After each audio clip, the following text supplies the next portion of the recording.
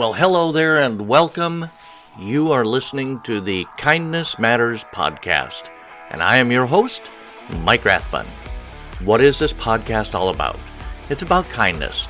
It's a pushback against everything negative that we see in the news and on social media today, and it's a way to highlight people, organizations that are simply striving to make their little corner of the world a little better place.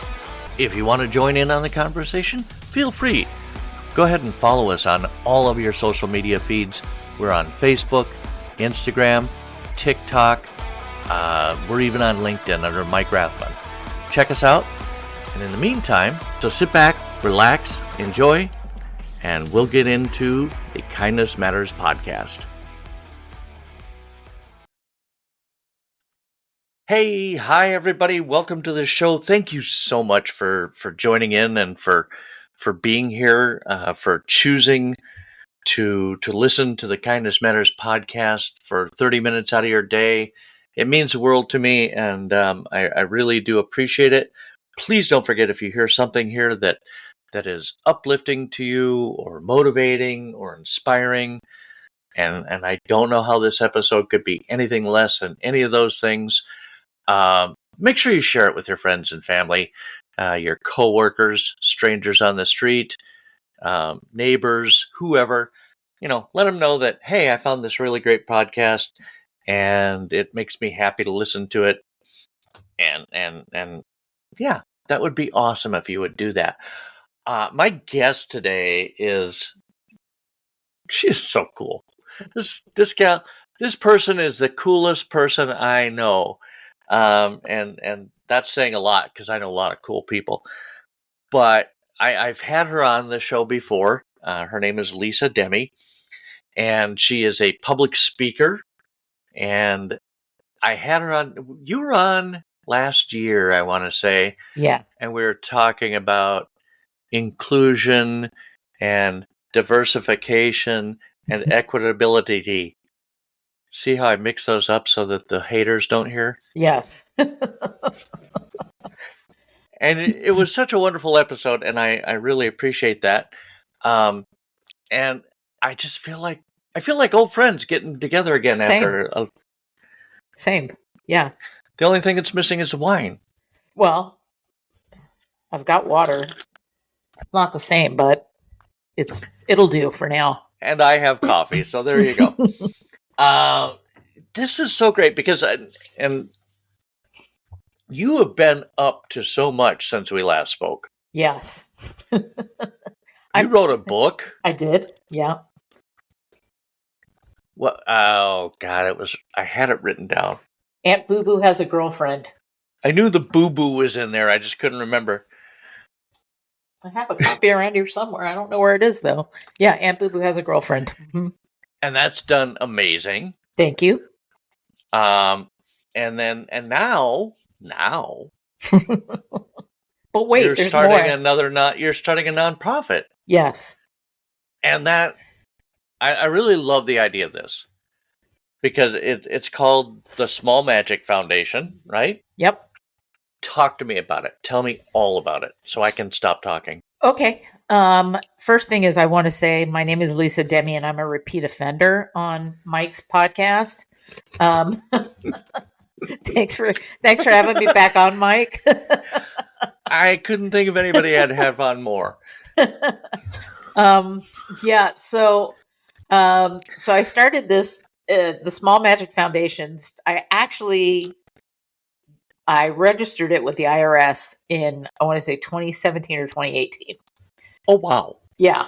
But Small Magic actually goes way further back than that. So Small Magic is this philosophy that I've used for years and years and years about that you can be kind and it doesn't take any like equipment or money or special training or preparation or anything like that. Excuse me. And I call it Small Magic because it's little small things that you can do to make people feel, have a better day and yourself, quite frankly.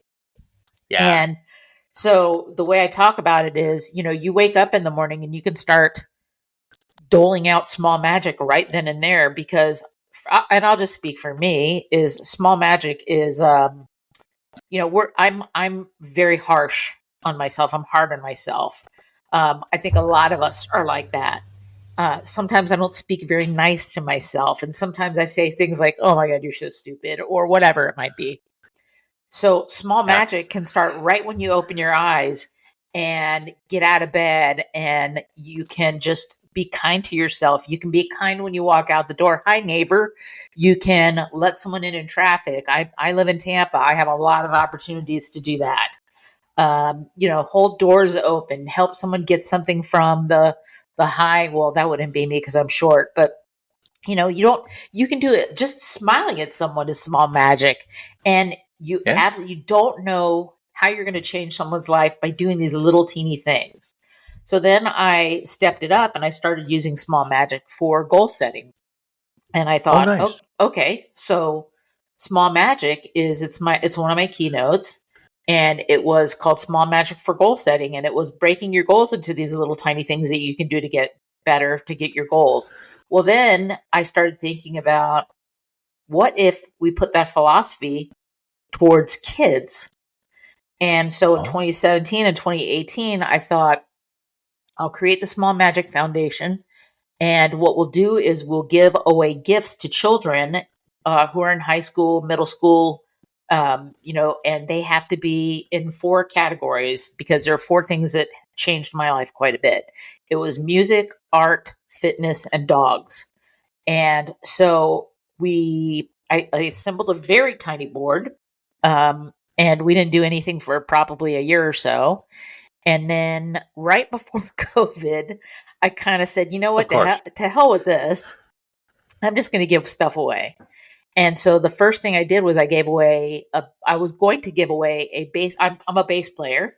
And so I was Okay. going to give away a bass guitar and a little bass amp and a strap and strings and a tuner and the whole 9 yards. And so what I did was I reached out to a bunch of my friends who worked in the school system here in the Tampa Bay area. I posted on social media and I said, all right, here's what I'm giving away.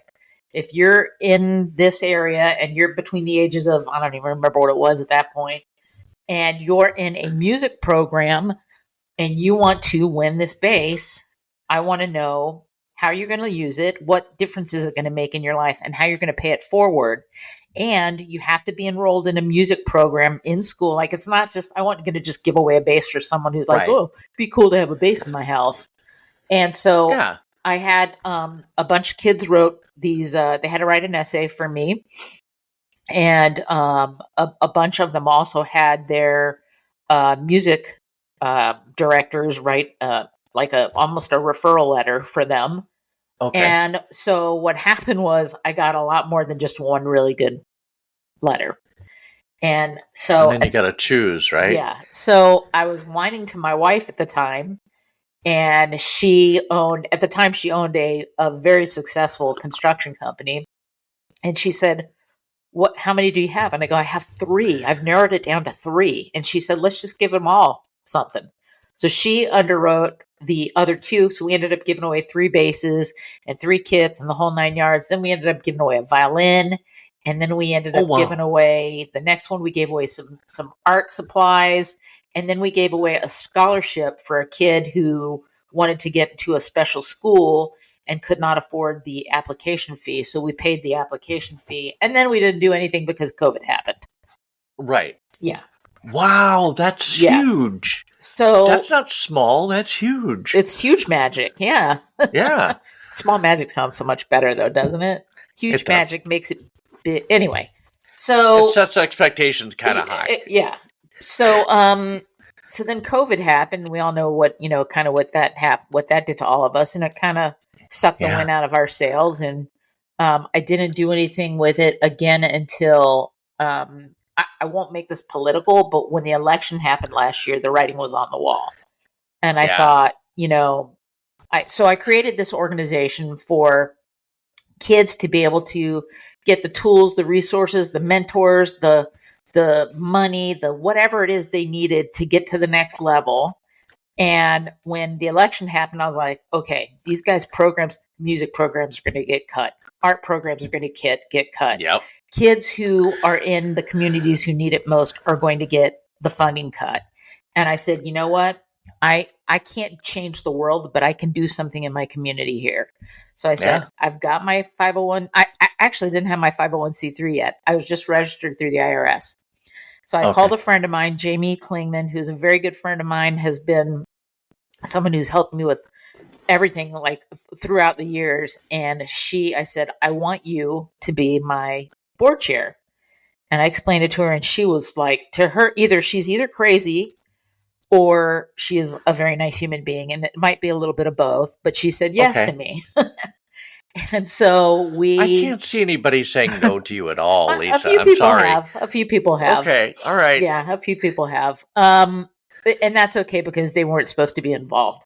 But basically what we're doing now is, so we've put together this group. We've got 5 board members. We've got 4 advisory board members.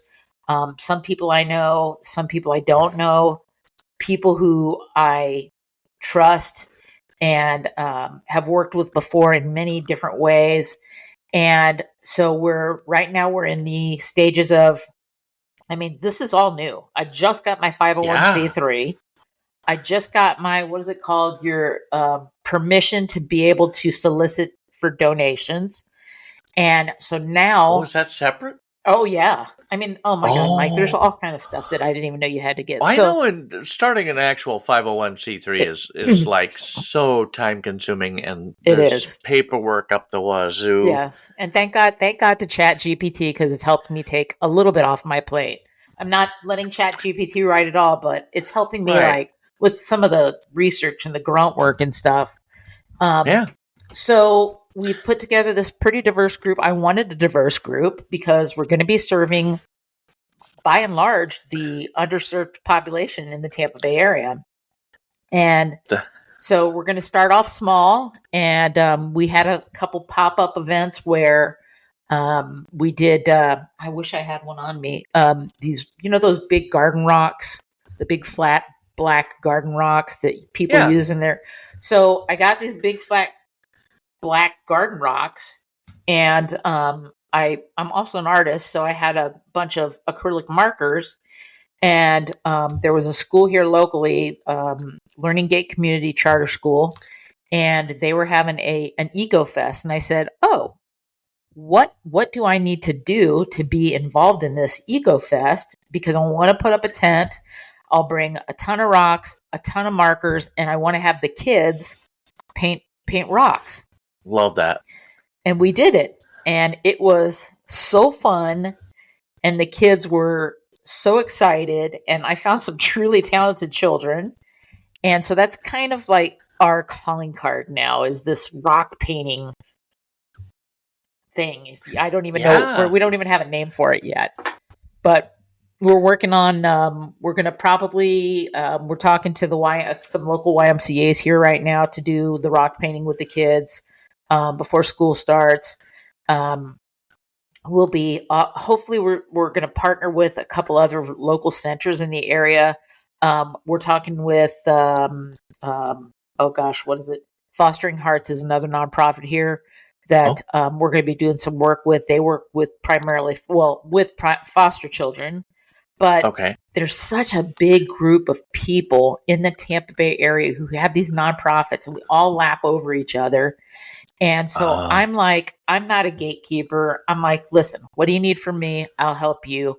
How can I not reinvent the wheel? Let's do something together. And I've been so fortunate to meet Katie Ray and Effie Santos and Jamie Klingman. And I mean, just so many people. It's ridiculous. There's so many people in the Tampa Bay area who are like, yeah, let's do it.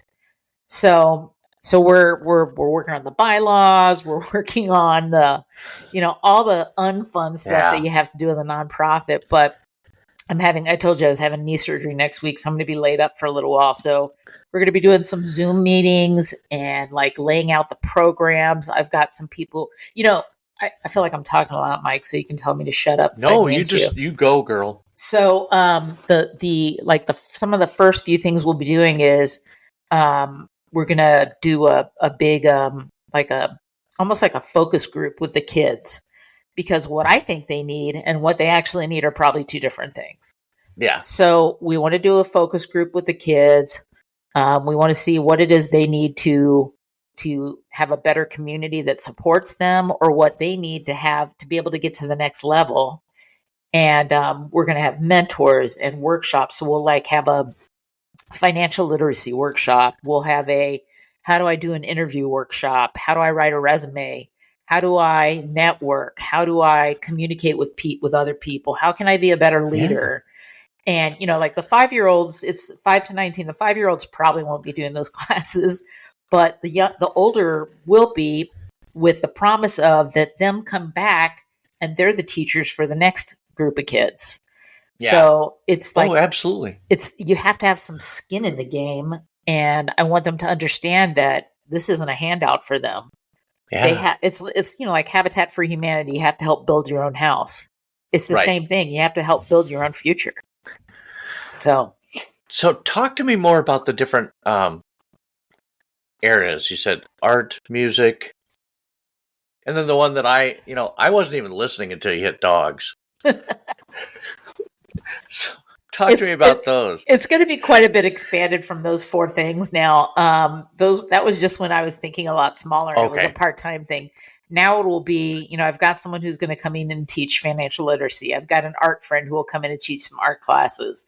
I know a lot of people in construction, so I've got some people who can come in and, show kids how to do little projects or whatever. Basically, it's limited to what funds I can get, what grants I can get, what volunteers I can get. If I can get more, then we can expand more. And my hope is that one day we have our own building with the classrooms and the workshops, and the kids come back and they take the classes, and we do the trainers for the kids here locally, and that it's a safe place for kids. Yeah. Let's cross everything, Mike. So that's my big hairy audacious goal. But for right now, we're going to start off with what do they need immediately. So sure. And what do you find the underserved kids in your area needing most? Because I just put out a call for guests because you got me to thinking about, there are so many. I mean, here in Minneapolis, it's been kind of a thing with the carjackings lately, and I'm pretty sure it was that way everywhere. Yeah.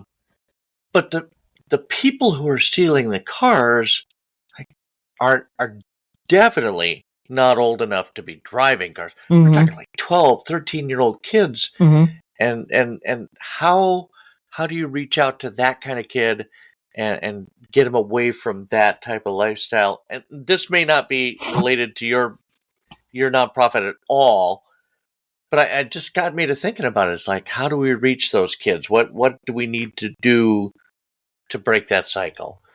I'll tell you, the first thing I think needs to happen, Mike, is they need to be shown that it can happen. They need to be shown what it looks like. They need to be shown that it is possible to happen for them. They need to be shown that there are avenues for them to do these things. And I feel like, with a lot of funding being cut right now, there's not art classes in school anymore. There's not music classes in school anymore. There certainly isn't financial literacy in most schools, or whatever it might be. And if there's a kid who has a passion in whether it's science or music or math or whatever it might be, or they want to be a politician, or they want to be a policeman, or whatever they want to be, a police officer, right. I want to be able to show them, hey, let's find someone. These mentors aren't going to be just like, Lisa, can you mentor someone? It's going to be like, I could mentor a kid who wants to paint, but right. I'm not going to mentor a kid who wants to do, photography or something like that. Yeah, exactly. So I really want to put together, we've got a call for volunteers out now. We've got a call for mentors out now. The website just went live. What's today, Friday? I think it went live Monday or Tuesday. Nice. And there'll be a link for that in the show notes. Okay. And we've got Facebook. Instagram and LinkedIn. And, basically what I've been trying to do right now is just create some excitement around what we're doing, announcing the board members, announcing some of the ideas that we have, and, sharing the mission, sharing the thought process, and, kind of just getting people like, hey, what is that? I've had a few people go, what are you doing? Which they ask me that a Let lot, me to be tell you. honest. So have a seat. exactly. So we're setting up a lot of meetings with people right now. We've had some nice donations. We've got a significant one coming that I don't even want to say anything about it yet because I don't want to jinx it. But it was a nice surprise to get this donation to kind of kick things off. And Nice. I've been in the Tampa Bay area for a long time, so I'll be looking at some of my friends and colleagues and saying, "Hey, let's talk. What do you think?" And see what we can do. And you were talking a little bit about like carpenters and stuff like that. Mm-hmm. So, will there be like job skills? Yeah, Available? so at some point I would like to be able to do that. At some point I'd like to be able to have, like I said, certainly I've been around the construction world a long time. Yeah, And your I wife, know obviously. my wife and some of the guys that we've worked with and some of the girls that we've worked with, and I absolutely know that I could get them to come out and teach a class in, how do you measure something? I don't want them cutting stuff because I don't have the insurance for that yet, but let's give them a little piece, a little taste, like let's show them what you can build this by using wood and nails and screws, and I want to show them that they can make things that they with their hands, that they can do it. So that might spark a lifetime of passion for that kind of thing. You just never know. When you mentioned that type of thing, and I was thinking about how, speaking of defunding, the Job Corps is on pause. Yes. And it's like the vast majority of the participants in that are kids that have aged out of the foster system, right? Mm-hmm. Yeah. So that's just crazy. And if you guys could step in and fill that need, my I know you'd love to. My big, hairy, audacious goal is that this would be a national program. But I got to get it started here first. So I feel like it's really early. It is very. This is like the baby days right now. So yeah, careful what you wish for, right? I know, right? I hope I have that problem. I hope I do, Mike. There are worse problems to have, right? For sure. Yeah. I think it's so cool because I think a lot of problems that we see in the world today, these are going to become the problems of our kids at some point. Yeah. Or hopefully not. Hopefully if the kids will fix these problems and we won't have to go back to that. But yeah, just getting kids involved. How are you going to teach somebody how to be a politician? That just popped into my head. Maybe politician's not the right word, but I want to teach the future leaders. Because I feel like this generation and the generations behind us have done a really great job of screwing up the world. And I think the kids, the generation who are the kids now, are the ones who are going to straighten everything out. Or at least I hope they are. So I want to make sure they have the tools. I want to make sure they have the opportunity. I want to make sure they have every chance they can to be able to live to their potential, because I think those are the ones that are going to make the difference in the world. So, yeah. And it's what a great way. You're already setting that foundation with this, because you're reaching out and saying, hey, I can, what do you need? Let's make that happen.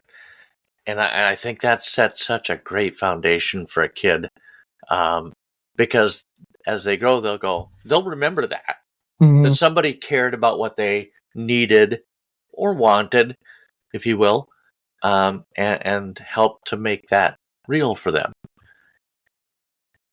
Just my 2 cents.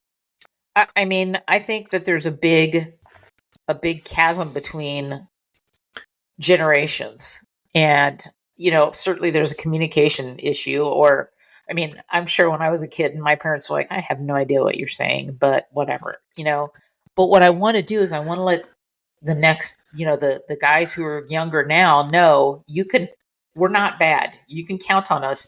You can trust us. We're going to help you. We're not the enemy.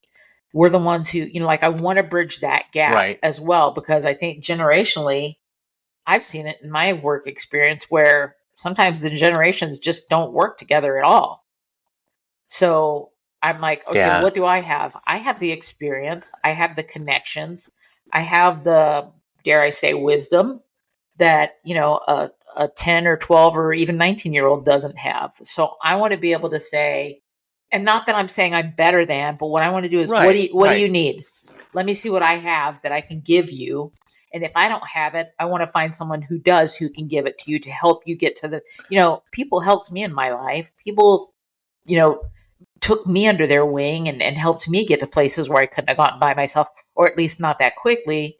And it's made all the difference for me in my life. And I want to do the same, especially for the ones who feel like they don't see themselves in the future. Yeah. And I don't want to make this political, but white kids or kids with who have privilege. I mean, we're not going to exclude anybody, but they have opportunities. They have the financial wherewithal. In many cases, they have the connections. They know where to look, and their families have already modeled for them. This is what it's going to look like. I want to make sure that everybody gets to see that same picture. Yeah, see that same model. Yeah. Yes, absolutely. It's funny you were talking about generations. I did an episode a while back with a woman, and she coaches generations, and she was saying something that I never even considered, that they're in the workforce today. You have two generations that actually have something in common. It's the silent generation, which, I mean, that's what my mom was, all right? I'm like, they're still working? And Gen Alpha. Because the silent generation grew up during the Depression, right? And they scrimped and they saved. They didn't buy new. They fixed what they had. And now you got Gen Alpha, who's getting all their clothes at thrifting. And they can communicate. And that's what brings them together. And that has absolutely nothing to do with what you were talking about. You mentioned generations, and I thought it was interesting. You never know, Mike. Just one of my tangents. We're good. Yeah, so I wish you so much luck on this. This is going to be so amazing. Yeah, I mean, it's been a passion of mine for a long time. My mom raised me. She was a single mother for a very long time when I was younger. And you and I know that I'm gay. And, my mom was like my biggest. What? I know, Mike, you forgot already. I'm shocked. And, Sorry. My mom was my biggest supporter, my biggest cheerleader, my protector, all of the things. And so she raised all of her children to be of service. And this is something that my mom instilled in me when I was very young. And I realized that I've had so many jobs, and every single one of those jobs has been of service to someone in some way. And so I have this calling to help. I think you and I talked about this last time. I do it for free, but those things called bills that you have to take care of, and those little minor details, pesky little details. Exactly. Yeah. So I don't have I'm not a rich person. I don't have a fortune to be able to fund this myself. Sure. But like small magic, it doesn't take, like, I'm going to start there and see where it goes. $5,000 could make a big difference for this group right now. Oh my gosh. Yeah. A person doing a class could make a big difference for right now. Like, me just taking some kids in and showing them how to paint rocks. I mean, if you would have seen There you the go. faces on some of those kids, like they were like, "What?" And I'm like, "Are you an artist?" And they're like, "No, I'm not an artist." I'm like, "Yes, you are. Look at what you just did." And they're like, "I'm an artist." You know? I am an artist. Yeah. So yeah. Yeah, and isn't it such a great feeling introducing kids to something and they're like, they had no idea. Mm-mm. And then you let them do it and they do it and they Mm-hmm. that realization when it hits them, I can do this. Yeah. Such a great feeling. I want to be able to like plug into their curiosities. And, I mean, when I was a kid, I didn't have an opportunity to do all the things I was curious about. Thankfully, the one thing that I was curious about mostly was art, and I could do that. But I want to plug into these kids' curiosities and be able to say, "Hey, try this out. Try it Yeah. out. Okay, you don't like art? All right, let's try something else. You like to work with your hands? Okay, how about we do some, let's make a bird box Gardening. or yeah, I mean that's one of the classes that we have that we're talking Nice. about. Yeah. So Yeah. That's amazing. I'm really stoked about it, and I'm sorry that I have this surgery coming up because I'm ready to like start running at 50 miles an hour, and I kind of can't with my leg. But I'm like, I've got such great people already lined up, and I'm just ready to start doing stuff now. So Good things come to those who wait. sometimes And some other patience quotes. and good things sometimes It's going to be amazing. come to Italian Cubans who push people to do things that they didn't know they could do. That's a couple of strong personality nationalities there. I'm telling you what. Yeah. Lisa, thank you so much for giving me the time. We'll throw in a link to your book as well in the show notes. Do you want to talk about that or no? The book? We can. Yeah. So the book is it's the second book I wrote, Mike. I don't know if I'd ever talked about the first one. So the first one was called Think Small, the little book with big impact, and that's basically the philosophy of small magic. And then the second book was, I actually wrote both of them before COVID and then did nothing with them until after COVID. And like, I think, let's see, this one came out this year and the other one came out 2 years ago. And I actually even have a third book written that I'm like, okay, you can't put them all out at the same time. But this book is I'm Aunt Boo Boo. And I wrote a book about my coming out. And basically, it is the lessons I learned from that journey and realizing that me coming out didn't just affect me, but it was my entire family. And how, again, my mom was the protector, your biggest cheerleader. Exactly. And, how she just made me feel okay about being exactly who I am and not trying to be anything else. And the book was written in like 3 settings: once before COVID, once after COVID, and then once again at the beginning of this year when I was like, I got to put this book out now. I mean, because now it's like, almost feel like it was like fate the book didn't go out yet, because I feel like now it's even more important for not just gay kids, but people who think they're different to realize it's okay. There's nothing wrong with you. You're not alone.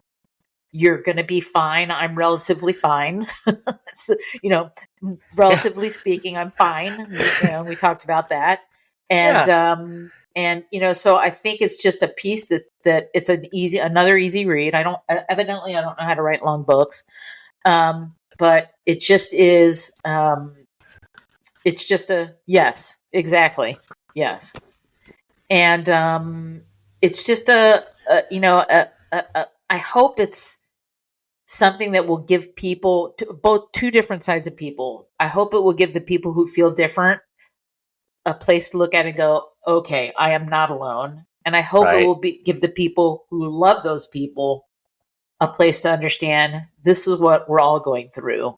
Because it's not, I mean, I don't think it's changed coming out now. I think it's done like a wave where when I came out, it was easier for me to come out, and then it got really easy.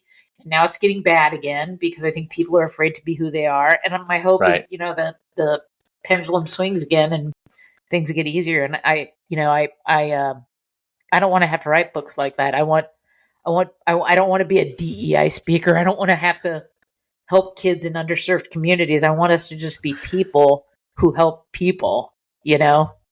So, yeah. All right. Well, Lisa, thank you so much. I do appreciate it. This will be out next week. Okay. It's Awesome. going to be a quick turnaround. Okay. So great. Look for Lisa Demi for the Small Magic Foundation, and Aunt Boo Boo Has a Girlfriend in your favorite bookstore. And we'll talk again soon. Thanks, Mike. Thank you. Bye-bye. I want to thank you for taking this time to listen to this episode with my guest, Lisa Demi. I hope you were able to take something positive from the time you spent with me. I hope you'll be inspired. Maybe you'll be motivated. Maybe you'll be moved. If you experienced any of those feelings, please consider sharing this podcast with your friends and family.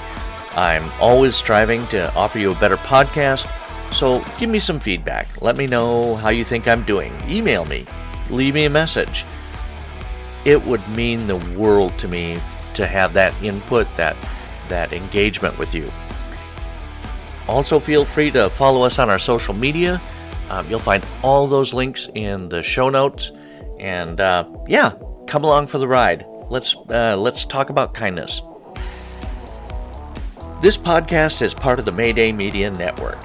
If you have an idea for a podcast and need some production assistance, or maybe you already have a podcast and you're just looking for a supportive network to join, check out MaydayMediaNetwork.com, and then check out all the many different shows they have, like Afrocentric, Spoil My Movie, Generation Mixtape, In a Pickle Radio Show, Wake Up and Dream with D. Anthony Palin, Stacks O'Pax, and The Time Pals.